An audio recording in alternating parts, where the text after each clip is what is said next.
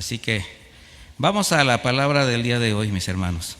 Después de la serie que tuvimos acerca de todo lo relacionado con la salvación, hemos tenido una serie de enseñanzas, podríamos decir individuales, pero que han llevado más o menos una temática.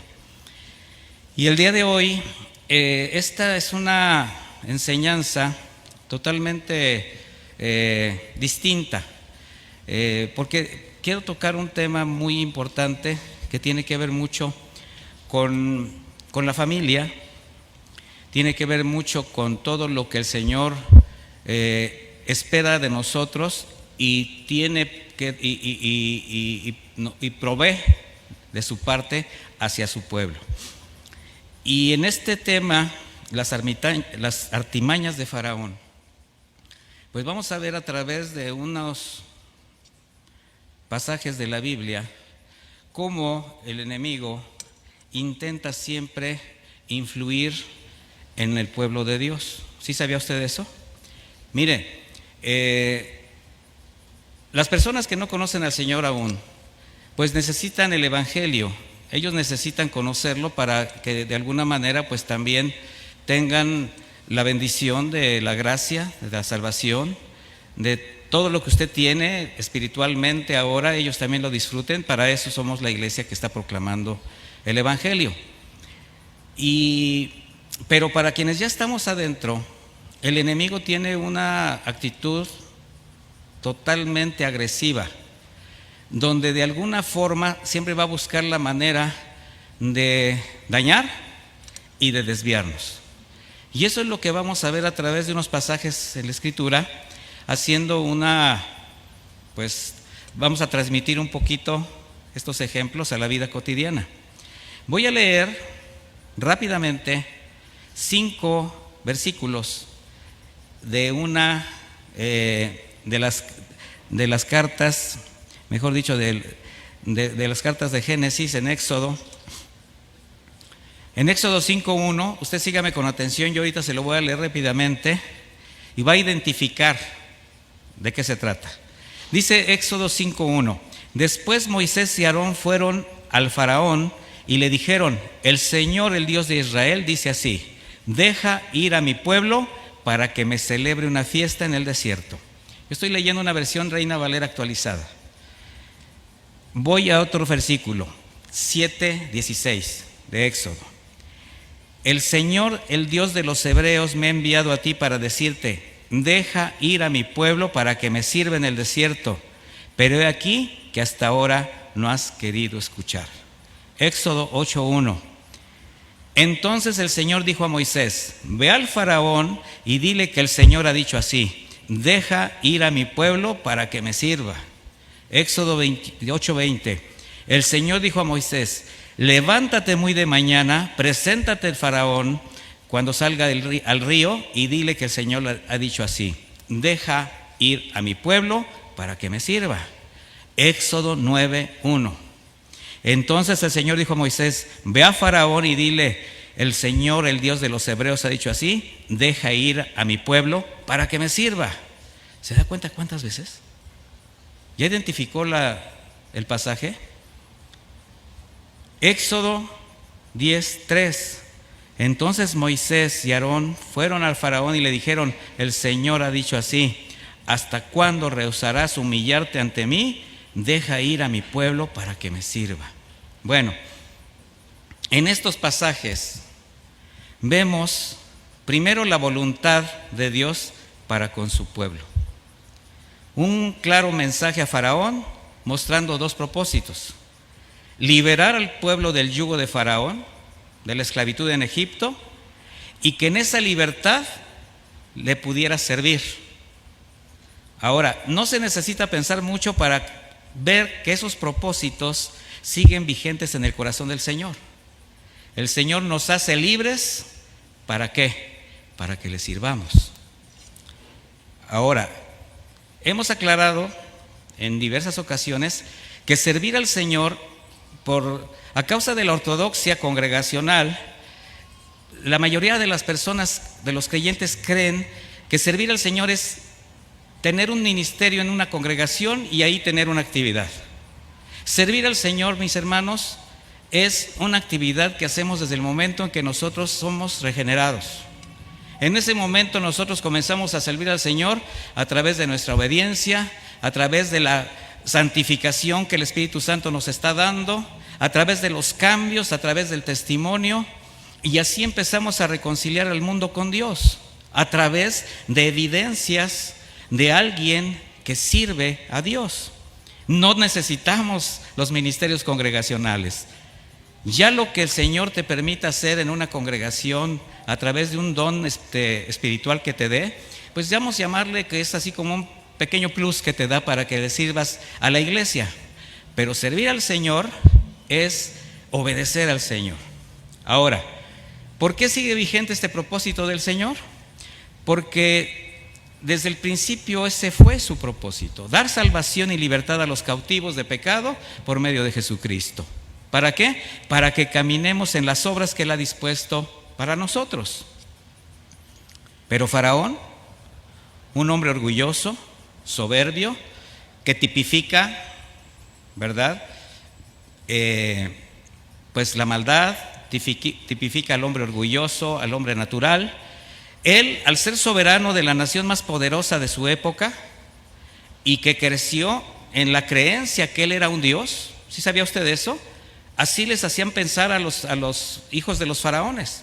Bueno, creyendo que él era Dios, no estaba dispuesto a escuchar, ni mucho menos a obedecer a un Dios que él no reconocía como tal. Sin embargo, era el único Dios verdadero el que le estaba hablando. Ahora, ¿qué retrata esto perfectamente? Al hombre mundano que se niega a escuchar al Dios verdadero. Y de esos conocemos muchos. Aunque pretenda sobrellevar una fe. Porque todos los hombres, de alguna manera, aunque no reciban el Evangelio, tratan de sobrellevar una fe, justificarse religiosamente. ¿Por qué? Porque es algo que tenemos innato los seres humanos. Porque fuimos formados con un cuerpo, un alma y un espíritu. Y ese espíritu siempre va a estar sujeto a una necesidad de reconocer. Si no se le presenta el Evangelio, se va a ir por cualquier camino, ¿verdad? Porque la fe de los hombres es genuina. El problema es cuando la fe de los hombres se desvía. De tal manera que hay quienes pretenden sobrellevar una fe, pero lo único que reconocen y a lo único que obedecen es a lo que conviene con su manera de pensar, a sus propios intereses, aunque sean cristianos. Así es como Faraón se resistió a obedecer a Dios, a pesar de las 10 plagas que le provocaron un alto costo para su país, obviamente, pero fue hasta sufrir en carne propia, con la muerte de su primogénito, que se dio cuenta de lo vulnerable de su reino y de lo vulnerable de su poder. Sin embargo, antes de reconocer el poder de Dios, la autoridad del Señor, pretendiendo retener al pueblo de Israel en esclavitud, puso condiciones a Moisés antes de considerar obedecer a Dios. Y para esto Faraón mostró una gran astucia, artimañas, muy sutiles para lograr su objetivo. Al mismo tiempo manifestaba una terrible cerrazón y necedad. Por su parte, Moisés, bajo la dirección del Señor, lo único que hizo fue discernir las intenciones de Faraón y jamás cedió a sus condiciones, a sus propuestas.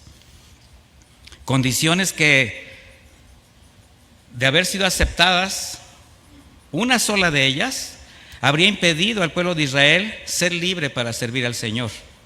Algo que el enemigo siempre tratará de evitar a toda costa, en especial para su pueblo. Ahora, sabemos que en la Escritura, espiritualmente, Egipto, ¿qué representa? El mundo. ¿Sí sabía usted eso? Bueno, este mundo, con sus recursos y su gente, seduce al hombre para mantenerlo sujeto a él, al hombre que actúa de manera natural, al que aún no ha sido regenerado. Ahora, Faraón representa a Satanás, quien no desea que los hombres sean libres, que sean salvos, que se pierdan. Y los sigue manteniendo cautivos con hábiles maquinaciones, con engaños, con artimañas que le han resultado, que le han funcionado a lo largo de la historia. Y lamentablemente es dentro de los sistemas religiosos donde tiene más éxito. Faraón presentó a Moisés propuestas donde podemos ver ese propósito de retener esclavizado al hombre en su terreno. Vea lo que estoy diciendo, en su terreno. Y descubrir estas artimañas nos va a evitar, va a evitar a cada uno de los creyentes que sigan cayendo en esos engaños, porque es fácil caer en los engaños de Satanás, mi hermano. Y es importante aprender para que realmente salgan a la libertad que Dios les proveyó a través de Jesucristo. Y es una libertad que tiene que ver con la libertad de servicio, con la libertad de obediencia, con la verdadera libertad, no con el libertinaje, no. Estamos hablando de la libertad del pecado para aprender a servir a Dios. Después de haber pasado 3 plagas, las 3 primeras plagas que afectaron todo el país, ¿cuál fue la primera? El agua del Nilo convertida en sangre, luego una plaga de ranas, luego de piojos.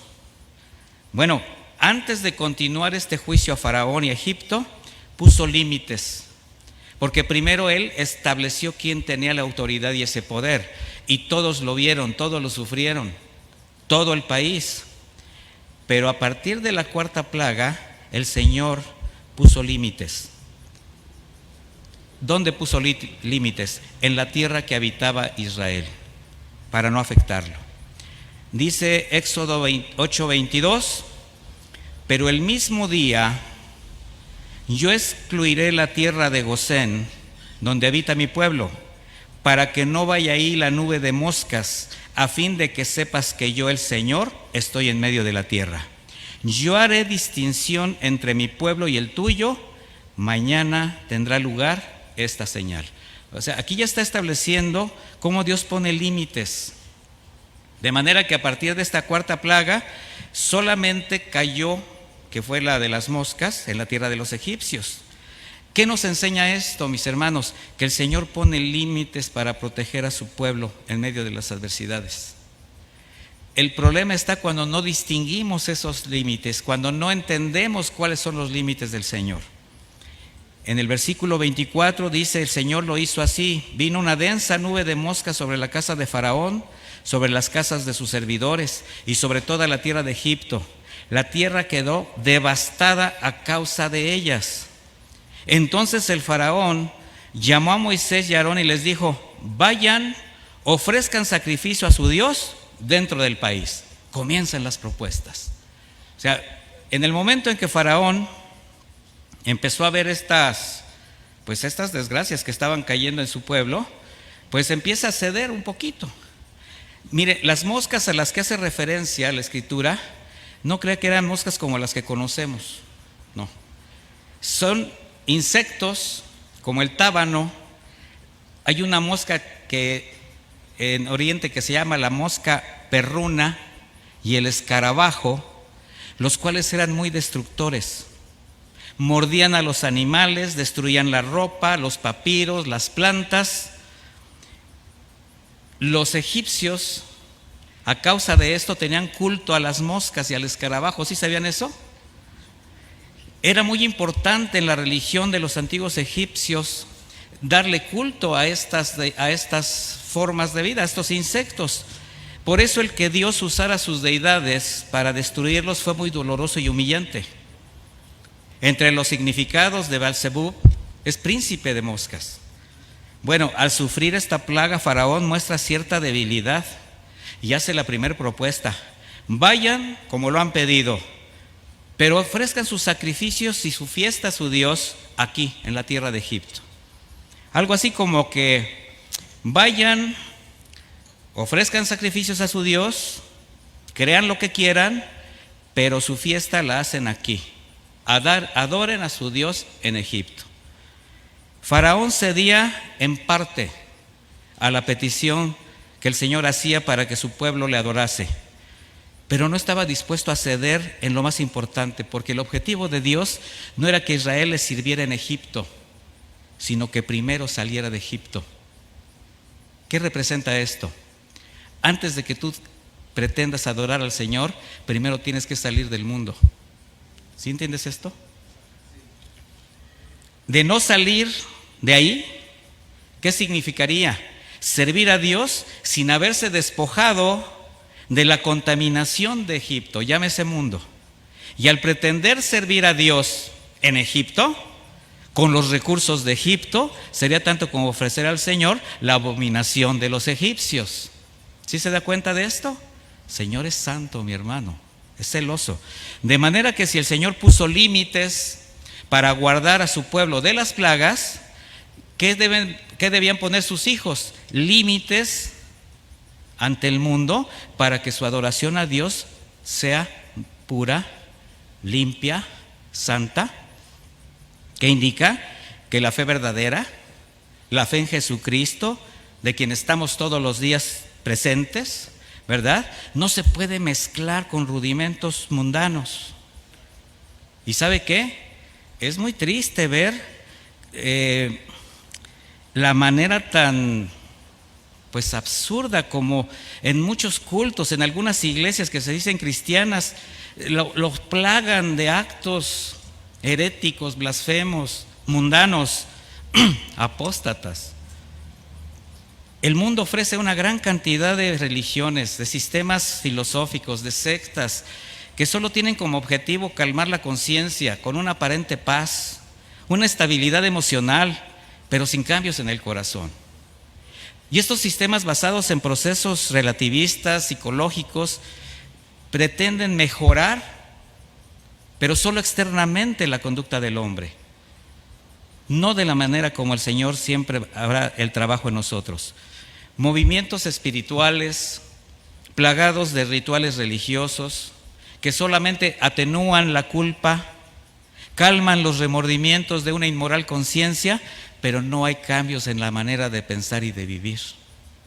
Y eso es pretender adorar a Dios en Egipto.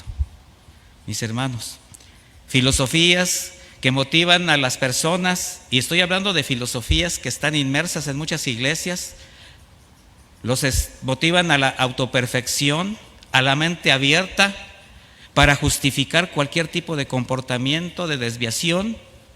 Bueno, todo esto es consecuencia de la influencia de Egipto.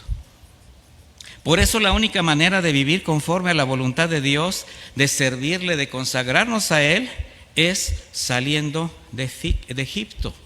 Y esto, mis hermanos, ahora bajo la gracia, no es salir físicamente. Nuestro Señor Jesucristo oró de esta manera: no ruego que los quites del mundo, sino que los protejas del mal. Ellos no son del mundo, como yo no soy del mundo. ¿Cómo te sales del mundo? Si aquí estás, mi hermano. Si la mayor parte de tu vida, ahora sí que la compartes con personas que no tienen que ver nada con lo que tú crees. Sin embargo, ¿qué dice el Señor? No te ruego que los saques y los protejas. ¿Y quiénes somos los que tenemos que protegernos a nosotros mismos, de expresar nuestra fe, de santificarnos? Esa es una responsabilidad personal.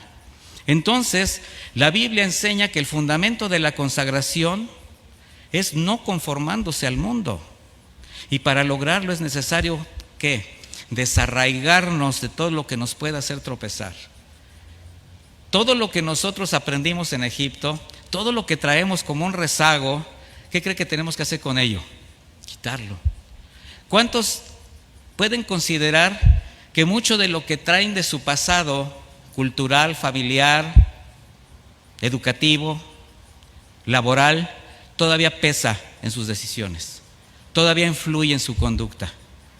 Bueno, si el pueblo de Israel celebraba su culto al Señor dentro de Egipto, ofrecerían lo que todavía ofrece Egipto. Igualmente, como cristianos temerosos del Señor, no podemos ni debemos mezclar nuestra fe con los rudimentos del mundo. ¿Cuál fue la respuesta de Moisés a esto? Éxodo 8:26, Moisés respondió. Ahí váyame acompañando.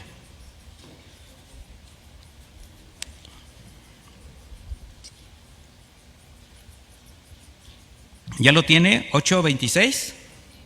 No conviene que lo hagamos así, porque ofreceríamos como sacrificio al Señor lo que es una abominación a los egipcios, si sacrificáramos en presencia de los egipcios lo que para ellos es una abominación. ¿No nos apedrearían? Iremos a 3 días de camino por el desierto y ofreceremos sacrificios al Señor según Él nos diga. Mire, para los egipcios, así como lo dice Moisés, era abominable ser pastor de ovejas. O sea, a ellos no les gustaban las ovejas. Ellos criaban vacado, vacuno, búfalos, camellos, uno que otro tipo de animal inmundo, de lo que el Señor consideraba inmundo. Y Moisés le dice, mira, Faraón, si no usamos de los animales que ustedes acostumbran a ofrecer a sus dioses paganos, pues va a ser muy ofensivo para los egipcios. Dice, nos van a apedrear, se van a molestar si nosotros ofrecemos nuestras ovejas y nuestros corderos. O sea, hay una sabiduría implícita en Moisés, una gracia. ¿Y qué nos enseña esto? Que quien profesa su fe al Señor, al Dios verdadero, no la puede mezclar con el paganismo del hombre natural. No se pueden hacer alianzas con corrientes mundanas, con pensamientos heréticos, mi hermano.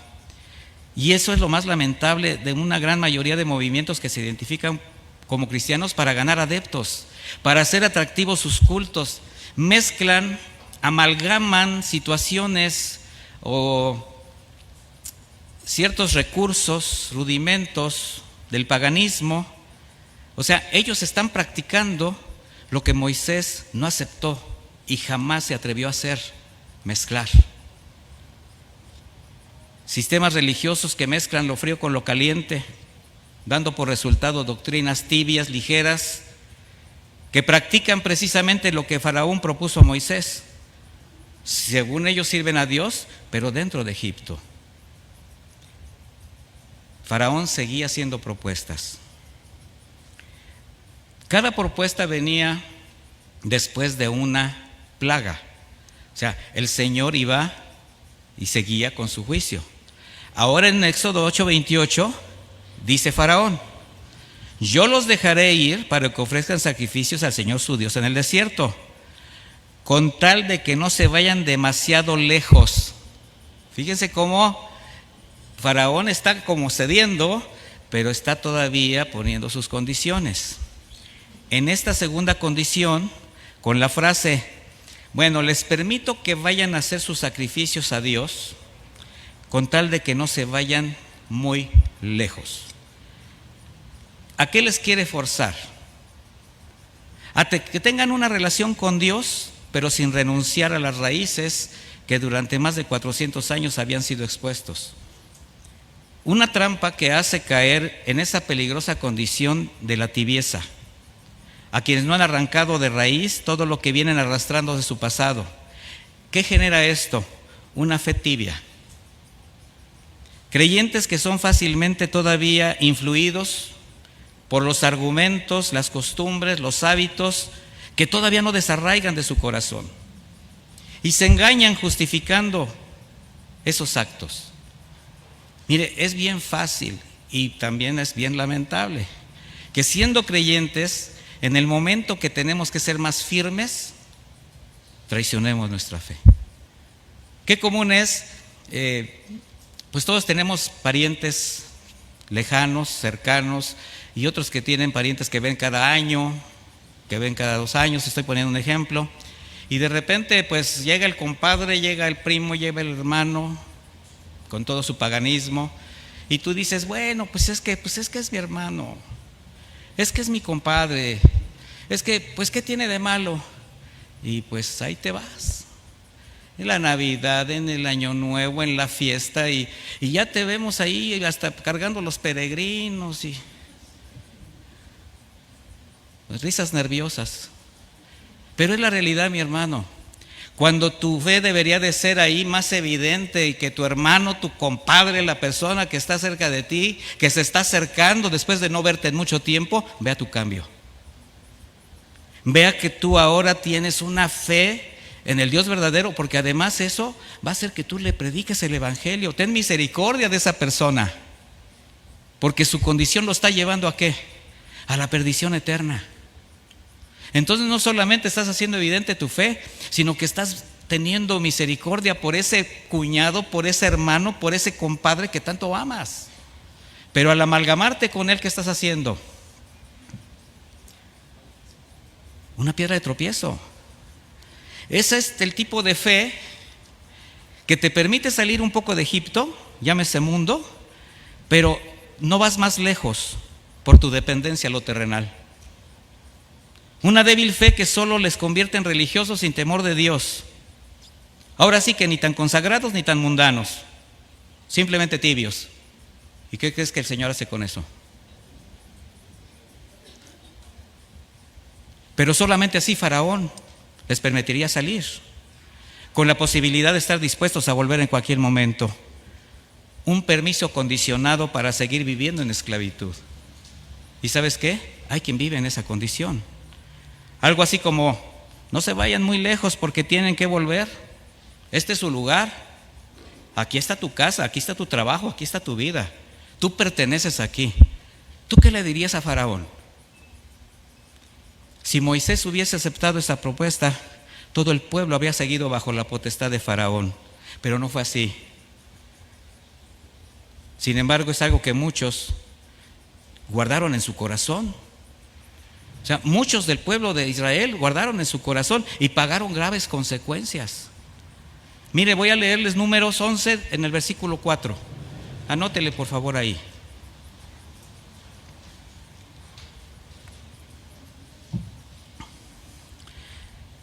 Nada más para que vea de los que quedaron todavía guardando en su corazón parte de Egipto. Dice, pero la gente extranjera que se mezcló con ellos sintió un apetito incontenible. Y los hijos de Israel volvieron a llorar y dijeron, ¿cómo nos gustaría que alguien nos diera de comer carne? ¿Cómo extrañamos el pescado que comíamos en Egipto y los pepinos, melones, puerros, cebollas y ajos que nos regalaban? Así dice, que nos regalaban. Ahora hasta eran buenos los egipcios con ellos, ahora les regalaban la comida, cuando los tenían en esclavitud de sol a sol. Pero así se confunde el hombre cuando quiere regresar a Egipto. Esa peligrosa posición de tibieza es la que te dice, no seas tan radical, no seas tan exagerado. La vida es para disfrutarse. Recuerda que Dios te la dio. Él te entiende, Él es amor. Qué doctrinas tan edificantes que hacen que los hombres se pierdan. Quienes el Señor acerca a la iglesia para que sean salvos son desviados por falsos líderes que solamente ven por sus intereses. Y es muy fácil ver esa posición espiritual en esa tibieza que hace que el Señor diga, te vomitaré de mi boca. Muchos creyentes, aún servidores, se les hace servir a Dios con un pie adentro y un pie afuera. Eso no es posible delante de Dios. Moisés descubrió ese astuto juego de Faraón, o dígale de Satanás, cuyas artimañas no han cambiado y hacen caer a millones en ese peligroso juego de una religión conformada al mundo. Y con un corazón dividido, mis hermanos, jamás tendremos seguridad, porque siempre se caerá en una trampa. Si no hay convicciones, eres vulnerable. Es como tratar de caminar en un pie. Basta un pequeño empujón para que te caigas, porque no estás afirmado. Sin embargo, Faraón, aunque era testigo del poder de Dios, con estas plagas que estaban asolando la nación, no cedía. Su soberbia, su necedad de retener a Israel era más grande y seguía confabulando para lograr su objetivo. De manera que hace otra propuesta a Moisés. Éxodo 18.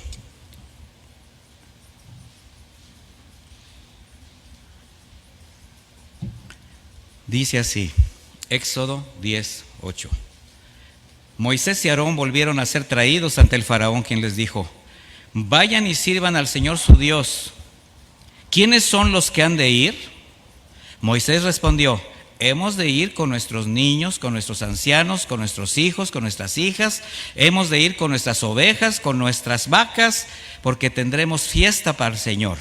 Y él les dijo: sea el Señor con ustedes y los dejó ir, y a sus niños. Vean cómo sus malas intenciones están a la vista. No será así. Vayan ustedes los varones y sirvan al Señor, puesto que eso es lo que han pedido.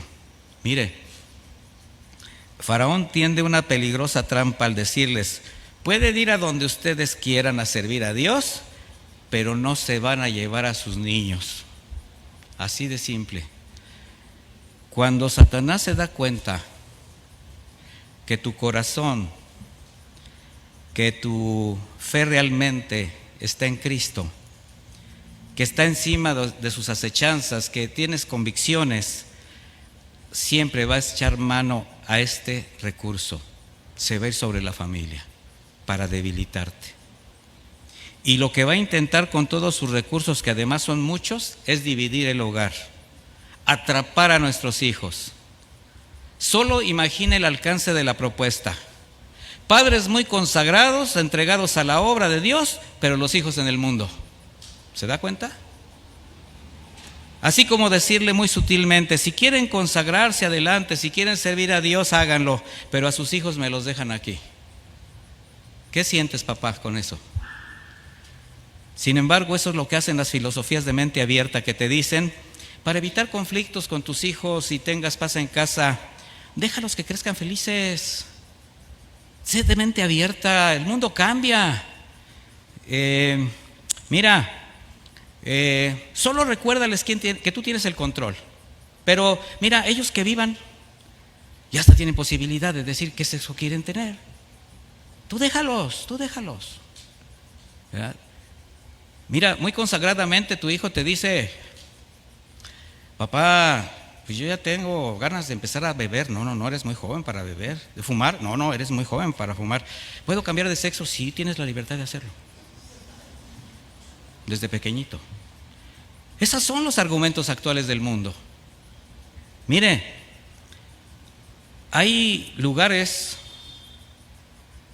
con pastores que llegan a exigirle a los hermanos: mientras tú sirvas a Dios, Él tendrá cuidado de tus hijos, pero tú tienes que estar aquí. Primero es la obra y después veremos, ¿verdad? El Señor está contigo, ¿qué temes? Artimañas del enemigo que ha introducido a la iglesia. No es así, mis hermanos. Dios jamás te pedirá que sacrifiques a tus hijos por servirle a Él. Jamás lo va a hacer. Para el Señor la familia es primero. Y necesitamos de mucha sabiduría de Dios para aprender a guardar a nuestros hijos. De manera que si sabemos, vamos de lleno a lo que es guardar a nuestros hijos del mundo. La edad más difícil para el niño, ¿cuál es? Cuando comienza a crecer, la adolescencia. A partir de este tiempo de adolescencia es cuando la rebeldía, el deseo de las cosas del mundo, pues son más evidentes en los niños, y eso es natural. Debemos entender que eso es natural. Están creciendo, hay cambios hormonales, hay muchas cosas que aportan esa necesidad de mirar hacia otros espacios. Sin embargo, los padres, y estoy hablando con padres cristianos, ¿sí son padres cristianos? Qué bueno. Debemos estar conscientes también que a causa de su naturaleza no podremos evitarlo, aunque los estemos llevando por el camino de la fe, mis hermanos. Hay quienes se conforman con decir: no, pues es que si lo llevo a la iglesia, si ya tuvo 6 años en la iglesia infantil, y espérate, no, mi hermano, no. El cuidado tiene que ser mayor. ¿Por qué? Porque ellos están creciendo, ¿verdad? Y una parte de su corazón va a reaccionar ante las cosas del mundo. Mientras ellos no decidan por Cristo, mientras ellos no se arrepientan, mientras ellos no nazcan de nuevo. No des por hecho que porque están en la iglesia infantil o porque les lees un versículo en las noches y oras por los alimentos se van a convertir a Jesucristo, mi hermano, no. Ellos tienen que reconocer su pecado, algún día arrepentirse y nacer de nuevo. ¿Lo sabías o no lo sabías? Algunos quizás no lo sabían. El hecho de que tú seas hijo de Dios no convierte a tus hijos en hijos de Dios. Dios tiene hijos, no tiene nietos. ¿Sí entiendes eso? Ellos van a tomar su propia decisión. Entonces, necesitamos entender que cuando empiezan estos cambios, cuando la seducción toca la puerta de su corazón, cuando su mirada cambia de dirección, cuando empezamos a ver cosas en ellos que la mayoría de las veces no nos agradan. ¿A quién le agrada eso de los padres de familia? Dígame a quién le agrada. Estoy tocando un tema difícil. Bueno, esas son señales de alerta que debemos tomar muy en serio, poner mucha atención. Porque mire, sus hijos pueden seguir siendo bien portados porque se portan bien. Usted les da una educación, los trae a la iglesia, sí. Pueden ser muy estudiosos, pueden incluso destacar en algo que nos llena de satisfacción, nos llena de orgullo. Pero si no detectamos su alejamiento de las cosas de Dios, si no le ponemos atención a su vida espiritual, solamente a su crecimiento físico, a sus gustos y sus logros personales, entonces, aunque seamos cercanos a ellos, aunque tengamos una buena relación y nos acompañen a la iglesia, si no se establece el orden de Dios en sus vidas, los estamos dejando en Egipto. ¿Sí me doy a entender? Necesitamos cuidar a nuestros niños. Entonces es necesario discernir el entorno de nuestros hijos. ¿Qué es esto? Conocer qué les está haciendo voltear, cuáles son sus gustos, cuáles son las cosas que los hacen distraerse. O sea, saber cuál es la estrategia que está usando el enemigo para alejarlos de Dios y usted hacer una corrección a tiempo, con sabiduría, con amor, con dirección, con mansedumbre, con dominio propio, sin exasperarlos, poniendo tiempo en ellos. El tiempo que usted le dé a sus hijos es el tiempo mejor invertido, mi hermano. No es el tiempo de su fútbol o el tiempo de sus distracciones, el tiempo del internet. Necesitamos discernir los tiempos que están viviendo nuestros hijos. Pero cuando al padre le gana el corazón o quiere evitar pequeños conflictos que se pueden convertir en grandes batallas, tienden a ser permisivos y siempre habrá consecuencias, aunque usted no lo crea.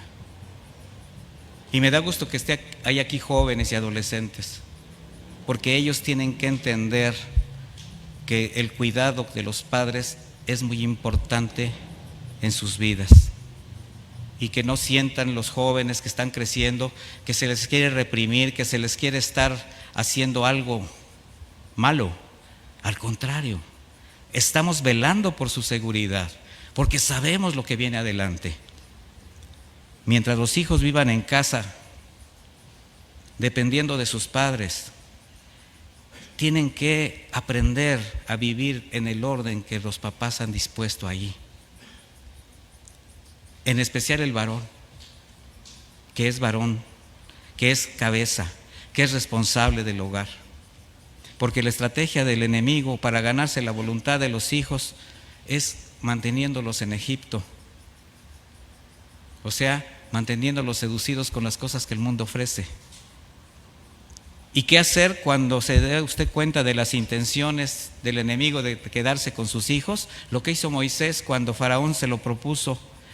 Faraón le propuso una brillante idea de quedarse con sus niños. Moisés ni siquiera lo consideró. Se retiró silenciosamente. Regresó con el pueblo, esperó la respuesta de Dios. Y una terrible plaga se levantó sobre Egipto.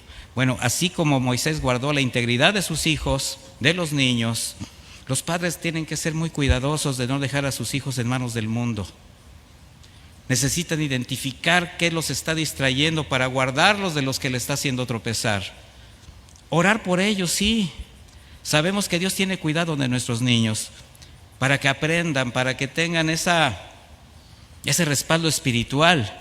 Pero todas nuestras decisiones, mis hermanos, todo nuestro cuidado tiene que ser respaldado con una vida de integridad, con mucho amor, para que ellos vean el resultado de su fe, mientras tienen la madurez para tomar sus propias decisiones. No dejemos a nuestros hijos en Egipto. Cada generación es distinta, pero ¿sabe qué? Faraón se actualiza. Y en la actualidad hay dos distracciones y fuentes de contaminación muy peligrosas para ellos. Primero, las amistades. Esas personas con las que se relacionan, y sobre todo cómo se relacionan. Es bien común que los niños a esa edad, porque todavía son niños, 13, 14, 15, 16 años, te digan: ¿por qué no me dejas ir con mis amigos? ¿A dónde vas a ir con tus amigos? Vamos a ir al antro. Si fueran tus amigos, no te llevaban al antro. Preséntame un amigo que te lleve a una actividad que tenga que ver con otro tipo de esparcimiento, porque no se trata de que estés encerrado en la casa, sino que aprendas a distinguir lo que te conviene. Y nosotros tenemos que aprender a darles a nuestros hijos lo que les conviene, no lo que ellos quieran. ¿Sí están de acuerdo conmigo? Los niños que están aquí, jóvenes, ¿están de acuerdo conmigo? ¿Ya vio? Entonces hay que tener cuidado. ¿Les tiene celular? ¿Sí, verdad? Quíteselo.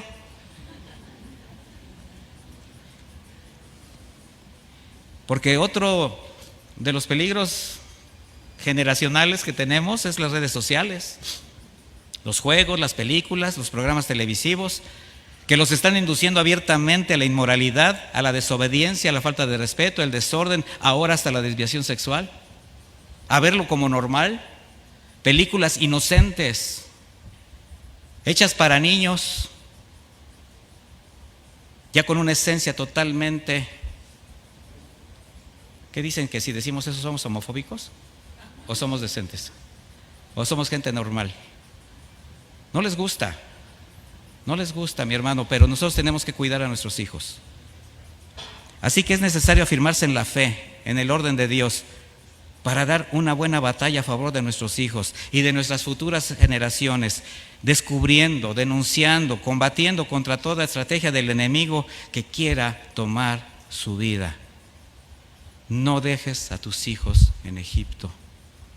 Lamentablemente hay papás que por haber dejado a sus hijos en Egipto ya se rindieron ante las consecuencias y ahora se justifican con argumentos como: bueno, sí, mi hijo anda así, pero pues no es un delincuente. Sí, ya toma, pero solo se divierte. Está creciendo, es un buen muchacho. Este argumento, ¿para usted qué significa? Un padre que se rinde, que no lucha, que no ama a sus hijos. Ante la firme actitud de Moisés, Faraón hace otra propuesta.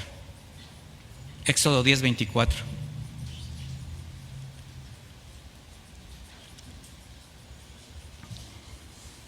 Para que vea que el enemigo quiere por cualquier medio que usted se quede ¿dónde?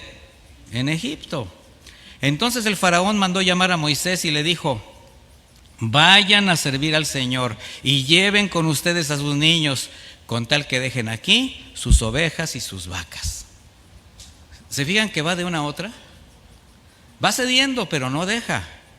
Aparentemente él está cediendo, pero ahora astutamente, aunque acepta que se vayan también los niños, la familia, como siguen cayendo plagas, maquina otra artimaña en contra del pueblo de Dios. Pues vayan con sus niños, pero dejen aquí todos sus recursos, dejen aquí todo con lo que ustedes viven.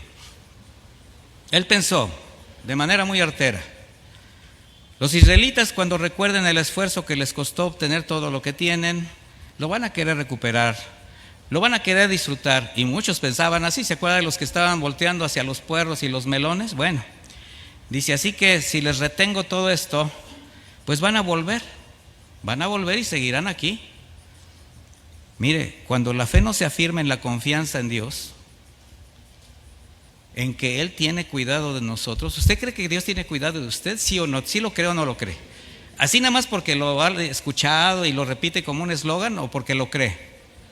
Bueno, cuando alguien no se afirma en esta confianza y falla la economía, el trabajo se compromete o llega a la escasez, les es muy difícil consagrarse a Dios, seguir caminando. Sobre todo cuando alguien tiene un afecto especial o dependencia a lo material. Cuando alguien está acostumbrado a cierto nivel y no quiere perderlo. Y eso es dramático para muchos. Pero vamos a recordar algo, mis hermanos. La primera tentación que hizo Satanás al Señor en el desierto fue cuando estaba más debilitado por la falta de alimento. 40 días de ayuno. Y ahí en Mateo 4:3 dice, el tentador se le acercó y le dijo, si eres hijo de Dios, di que estas piedras se conviertan en pan. Pero respondió Jesús, escrito está, no solo de pan vive el hombre, sino de toda palabra que sale de la boca de Dios. El enemigo, cuando tengas tentación, cuando tengas necesidad, te va a tentar pretendiendo que saques el pan de cualquier forma, por cualquier medio. ¿Por qué? Porque tienes necesidad, porque necesitas mantener a tu familia. Otros porque quieren mantener un estilo de vida muy especial. Pero finalmente, mis hermanos, lo único que importa ¿qué es? La parte interior, la parte espiritual. La respuesta a toda situación, está en la confianza que tengamos en la palabra de Dios. Si estamos convencidos realmente en su fidelidad y la seguridad de sus promesas, ¿por qué vamos a dudar de Dios? ¿Por qué? Mire, hemos vivido juntos muchas cosas. Muchos nos conocemos ya de bastantes años. Libramos fuertes situaciones difíciles, libramos una batalla de pandemia con muchas luchas, con pérdida de seres amados, con pérdida de trabajo, con negocios que se vinieron abajo. Y mire aquí al pueblo de Dios. ¿Quién dejó de tener pan en su mesa? Dígame uno. Ninguno. El Señor nos enseñó en Mateo 6:31, no se preocupen, ni se pregunten qué comeremos o qué beberemos o qué vestiremos, porque la gente, ¿cuál gente? La gente que no conoce, la que no confía, anda tras todo esto. Pero su Padre Celestial sabe que ustedes tienen necesidad de todas esas cosas. Por lo tanto, busquen primeramente el reino de Dios y su justicia, y todas estas cosas les serán añadidas. Así que no se preocupen por el día de mañana, porque el día de mañana traerá sus propias preocupaciones. Ya bastante tiene cada día con su propio mal.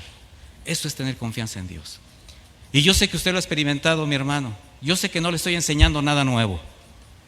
Yo sé que usted ha experimentado esta fidelidad de Dios en cuanto a la provisión de todos los días. ¿Sí o no?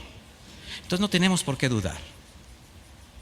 Sin embargo, el enemigo sí sabe que cuando no hay convicciones y se presentan estas circunstancias, la fe se puede ver afectada, se debilita.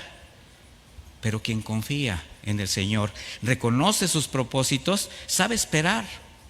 ¿Y sabe qué? Va a ver su respuesta a tiempo. Nosotros no solamente podemos ver la respuesta de Dios en un sentido práctico, alcanzamos también a ver milagros.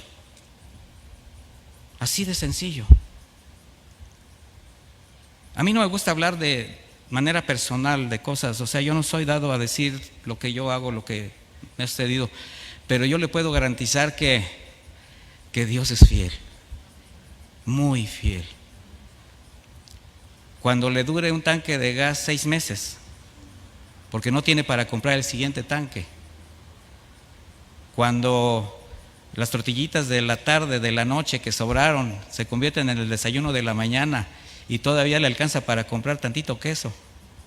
Bueno, ahí, mi hermano, está usted viendo la fidelidad de Dios. Entonces, jamás el Señor nos va a dejar sin un pan en la mesa. Pero cuando el corazón del hombre no confía, cuando los bienes materiales o el amor al dinero son su prioridad, esto le va a llevar de regreso ¿a dónde cree?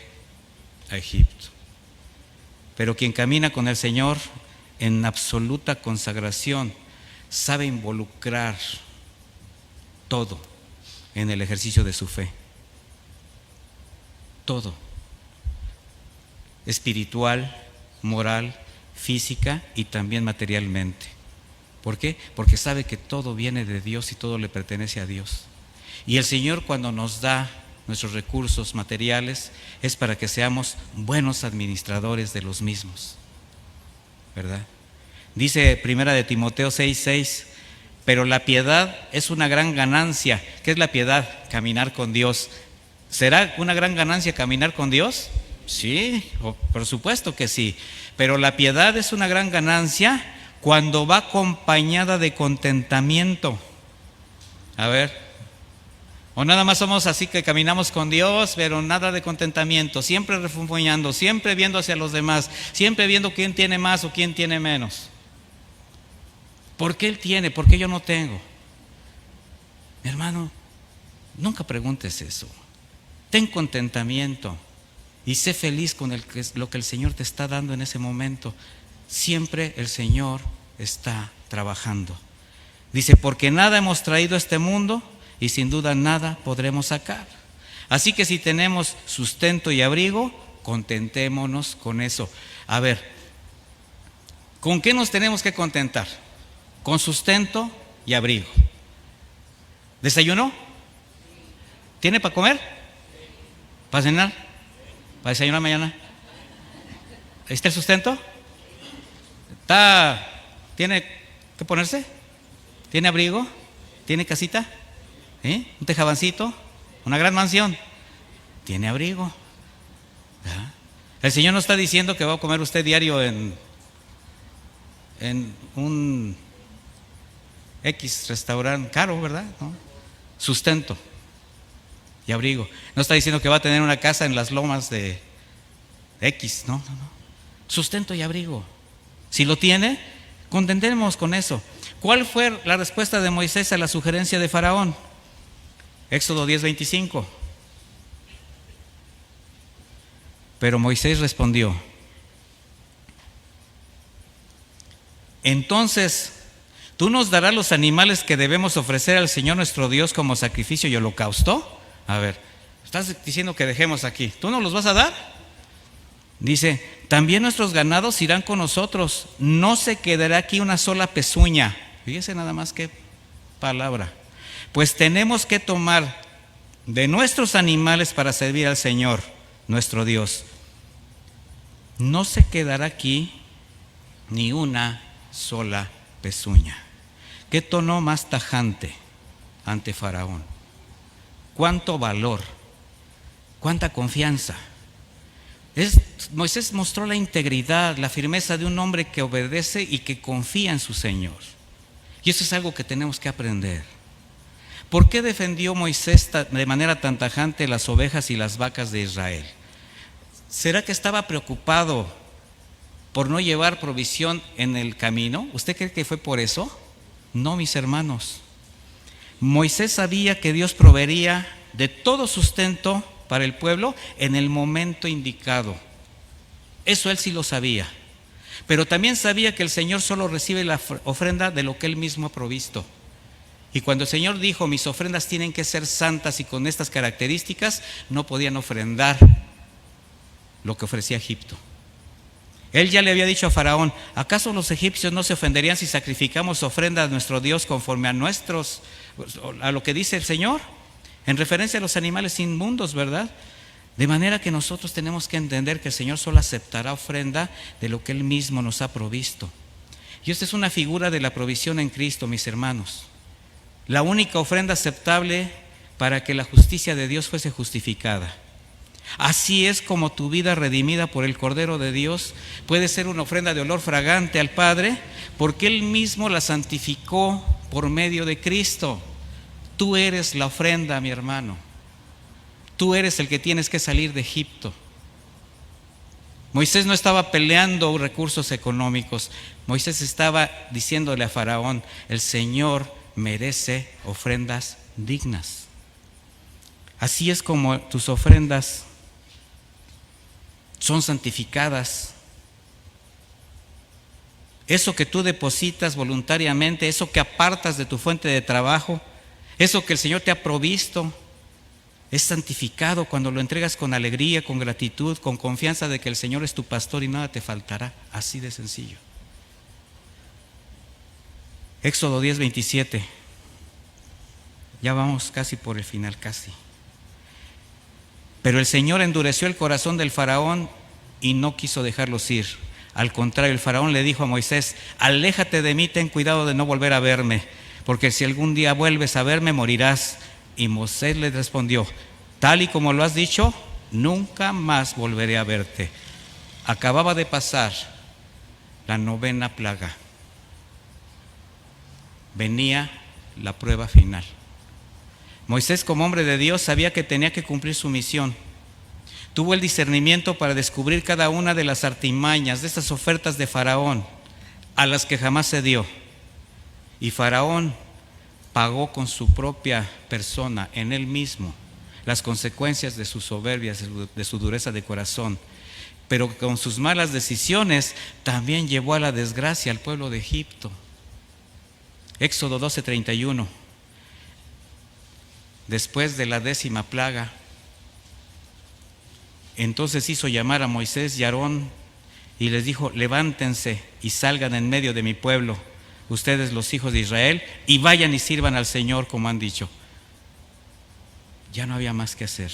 Mire, después de esta terrible lucha, esa noche antes de partir de Egipto, vemos a toda la casa de Israel, hombres, mujeres y niños, reunidos, cenando en torno al cordero que se acababa de inmolar. En cada poste, en cada dintel había sangre untada. Esa noche, mientras ellos comían seguros en el interior de sus casas, el ángel destructor mataba a todos los primogénitos de los egipcios. Esa noche el corazón de Faraón se quebrantó y los dejó partir, tal como Moisés lo dijo, sin ver una vez más su rostro. El enemigo continuó enviando sus artimañas para que la humanidad se pierda, y especialmente para debilitar la fe de su pueblo y se desanime. ¿Qué vas a hacer ante las artimañas que sigue tendiendo, mi hermano? Porque hemos visto que una profesión de fe bajo los parámetros de Egipto no es posible delante de Dios, no podemos mezclar. Y siempre será una consagración contaminada, dividida. Pero cuando estamos convencidos de la fidelidad de Dios, confiando en que siempre tendrá cuidado de nuestras necesidades, sabiendo que lo único que Él desea es nuestra libertad para adorarle, bueno, aunque el enemigo tratará con todos los medios, con todos los alcances, que como dije anteriormente son muchos, para retenernos en este mundo, para desviar a nuestro corazón, para que nuestra familia se quede en Egipto, mis hermanos, tenemos que aprender a discernir y a tomar decisiones sabias, a no rendirnos hasta que se haga realidad que nuestra casa, al estar reunidos en torno al Cordero, como esa imagen de aquella primera Pascua, donde esa noche las familias estaban reunidas, varones, esposas, hijos, sabían que no podían salir, sabían que no podían quedar fuera de casa porque había peligro de muerte. Las puertas estaban cerradas. Sobre el dintel de la puerta, la sangre del cordero que se estaba asando para que la familia se saciara, para que tomara fuerzas para emprender el camino de la libertad. Bueno, esta figura, mis hermanos, de la familia reunida en torno al Cordero, mientras el juicio de Dios caía sobre Egipto, algún día se habrá de repetir en el juicio final, donde solo tendrán paz y estarán seguros los que estén en casa, porque la sangre del Cordero los redimió. Estemos alertas, mi hermano. Estemos atentos, discernamos los tiempos, porque el enemigo seguirá poniendo trampas, seguirá demandando nuestras vidas para que con nuestros hijos y nuestros recursos les sirvamos en Egipto. Pero como Moisés, decidir para que el pueblo de Israel finalmente llegara a la adoración. Mi hermano, eso es lo que el Señor espera de su pueblo. ¿Eres libre? ¿Tienes la libertad que Cristo te dio? ¿Has sido libertado de la esclavitud del pecado? Entonces ahora, ¿cuál es el siguiente paso? Salir de Egipto. Quita todo lo que te siga arraigando a Él. Y sí lo puedes identificar fácilmente. Costumbres, hábitos, forma de hablar, forma de reaccionar, cómo piensas, cómo miras. Y entonces sí, en esa libertad, quitando todos esos rezagos del mundo, adorar y servir al único Dios verdadero, en esa libertad que nos dio nuestro Señor Jesucristo. Mis hermanos, las artimañas de Satanás no dejarán de estar vigentes, pero tu fe siempre tiene que estar por encima. Tu conocimiento de la palabra, tu conocimiento de la voluntad de Dios y tu voluntad cedida para obedecer sus mandamientos es la mejor arma, el mejor recurso para no caer en sus trampas. Acompáñame a orar, por favor.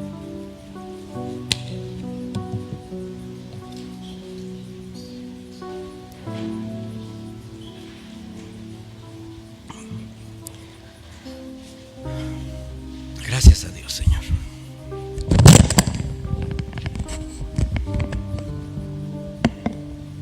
Bendito Dios, te damos gracias. Muchas gracias por este tiempo que nos diste de conocer tu consejo, Señor, aprender cada vez más de ti y discernir lo que el mundo está siempre preparando, siempre proponiendo para que nuestra vida regrese a ese lugar de donde tú nos rescataste, Señor. Te damos gracias, Padre eterno, porque sabemos que en ti tenemos todo para poder caminar en esa integridad que tú demandas a tu pueblo, en ese conocimiento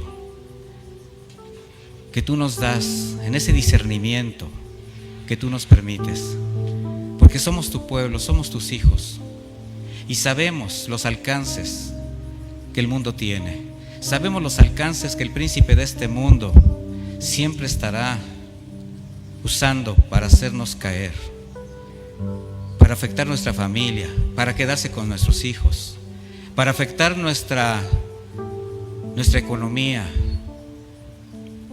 para afectar nuestra vida en todos sentidos. Pero tú estás ahí, Señor. Tú estás ahí, Señor. Y en ti podemos confiar, en ti podemos descansar. Así que así como Moisés, Señor, rechazamos las ofertas, rechazamos las propuestas, rechazamos las sutilezas, las banalidades que el enemigo quiere ofrecernos para tenernos ligados a ese mundo que cada día se corrompe más. Gracias por tu consejo, Señor.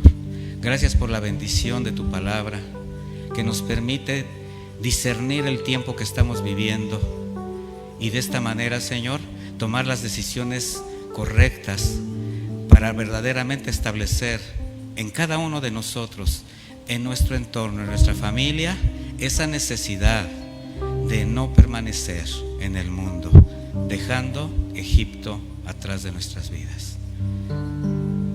Lleva con bien a mis hermanos a sus casas, Señor. Síguelos guardando de todo mal. Sígueles mostrando tu voluntad, porque en esa voluntad es donde todos vamos a poder caminar de manera correcta, Señor. Y Señor, que este mensaje sea abonado en el corazón, para que siempre estemos alertas, porque el enemigo no dejará de trabajar. Y aquí tus hijos tienen que estar, como tú dijiste a sus discípulos, estén alertas, porque el espíritu bien está dispuesto, la carne siempre será débil. Muchísimas gracias, Padre, en el nombre de Jesús. Amén y amén. Que Dios les bendiga, mis hermanos.